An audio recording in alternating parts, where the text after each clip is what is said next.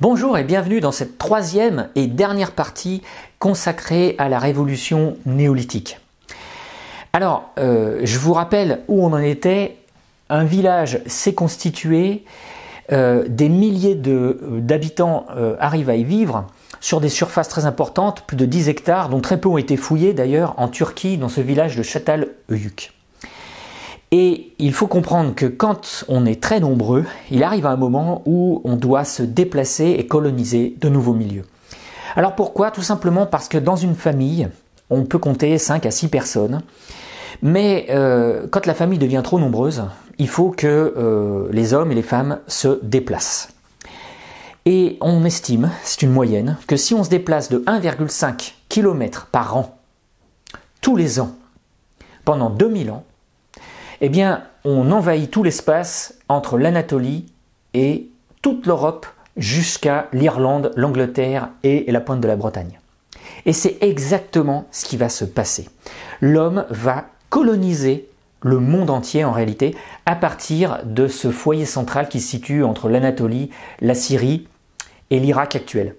C'est une des raisons pour laquelle le très très grand archéologue Bottero a dit « Chaque Français a 2 maisons, la France et la Syrie ».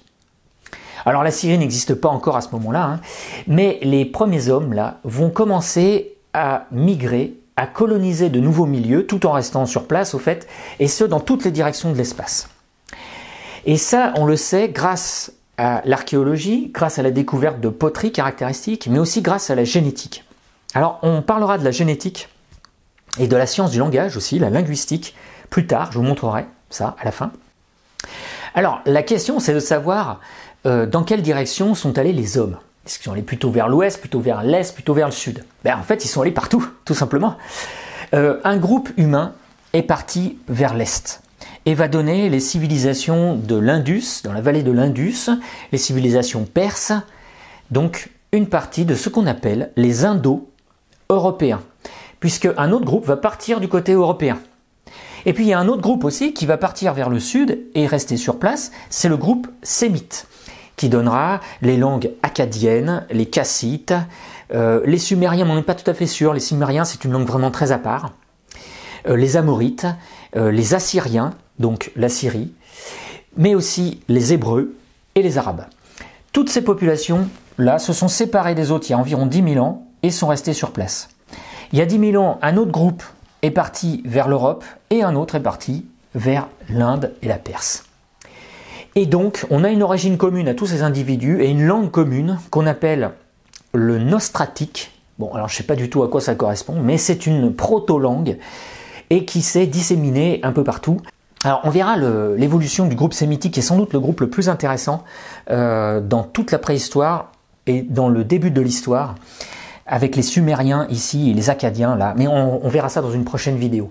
On va s'intéresser d'abord aux Européens qui partent par là. Alors, comment on sait qu'ils sont partis par là? Eh bien parce que tout simplement, on a trouvé des traces archéologiques de leur campement. Ici, les hommes vont commencer par envahir la Grèce, les Balkans, puis la région du Danube. On est il y a moins 8000 ans environ. Et il y a moins 8000 ans environ, before present, on trouve en Bulgarie actuelle des villages, comme le village de Karanovo.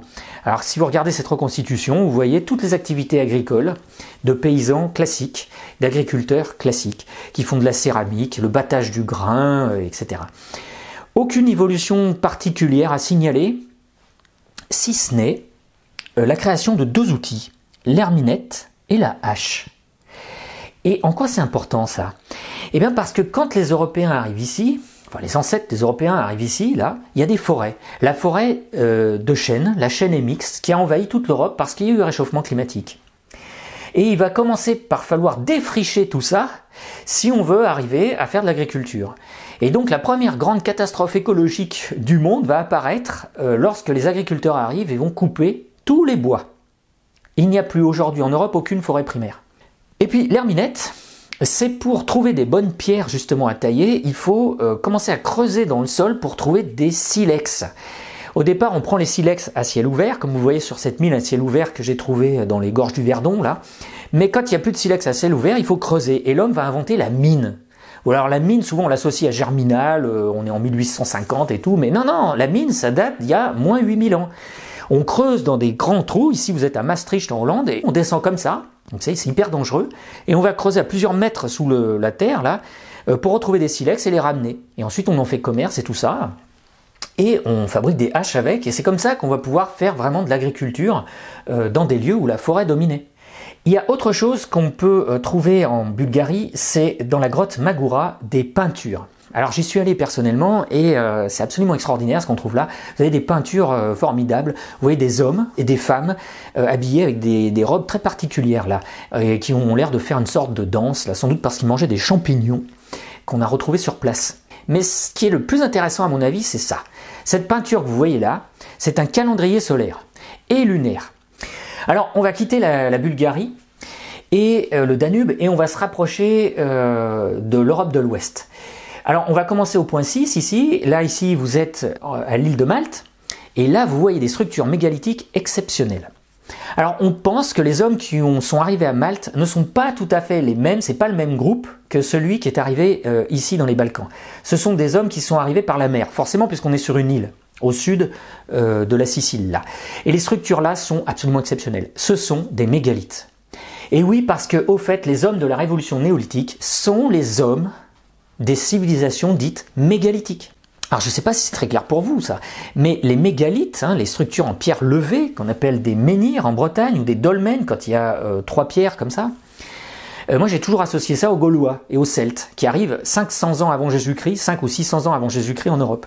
Mais en fait pas du tout, ça n'a rien à voir, c'est pas Obélix qui portait les menhirs.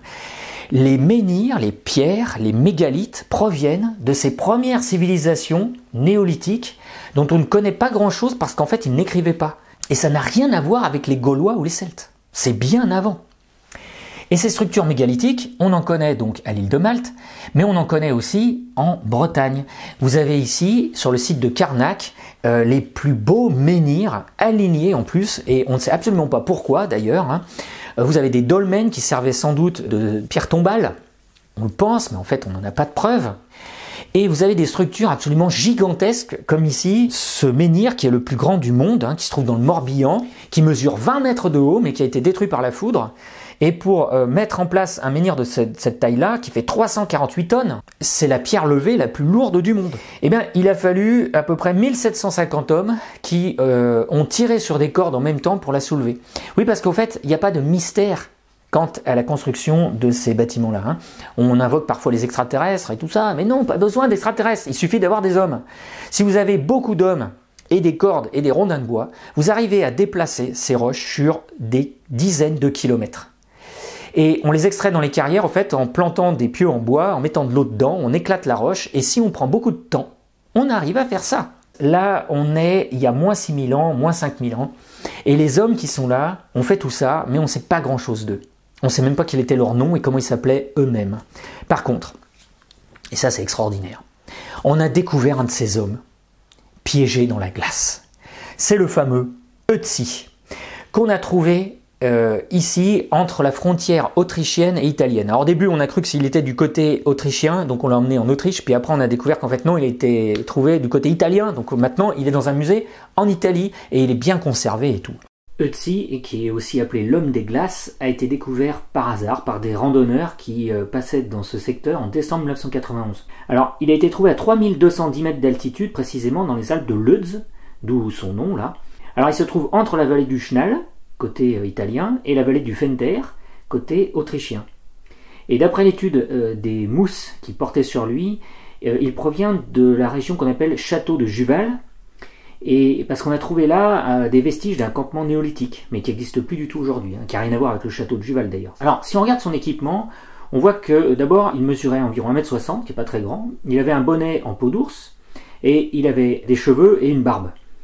Dans son dos, il avait plusieurs tatouages dont on pense que la fonction était thérapeutique. Alors, l'état de ses ongles montre justement qu'il avait été malade plusieurs fois, et notamment au moins 3 fois dans les derniers mois de sa vie, comme on le voit sur ces zones de croissance là.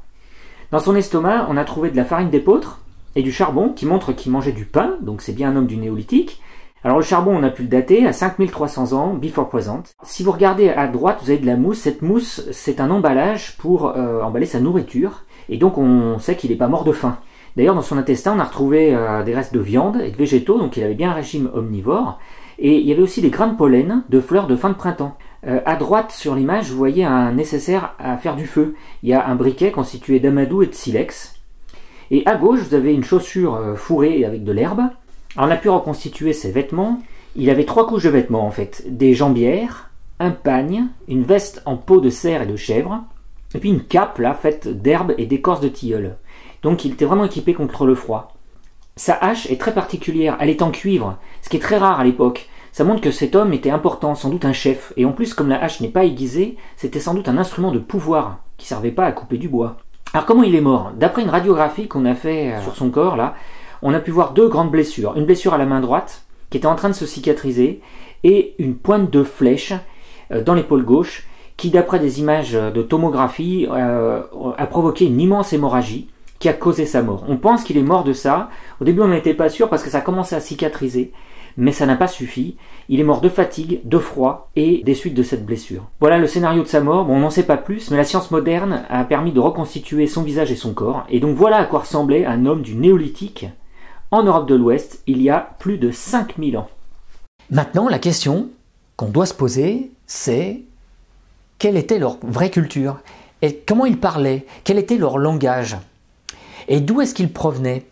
Est-ce que ce sont d'anciens vascons, c'est-à-dire des hommes du Pays Basque, c'est-à-dire des hommes des cavernes d'autrefois, entre guillemets, des nomades, qui ont appris la technique agricole et donc se sont acculturés? L'acculturation, c'est l'idée que des hommes d'Anatolie sont venus apporter une technologie nouvelle et que la culture des hommes d'ici a changé. Est-ce que c'est ça? Ou bien est-ce que ce sont des Anatoliens, c'est-à-dire des hommes venus d'Anatolie et ayant envahi comme ça toute l'Europe, l'ayant colonisée? Eh bien la réponse maintenant on pense l'avoir.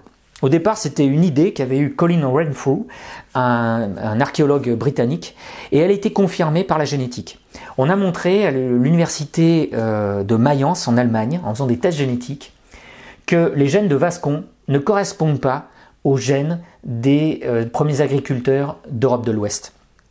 En fait, les agriculteurs de l'Europe de l'Ouest sont des Anatoliens. En réalité, nous sommes tous en Europe des Anatoliens. Et l'idée maintenant qui domine dans la communauté scientifique, même si c'est encore débattu, c'est que les hommes d'Anatolie n'ont pas apporté une culture nouvelle.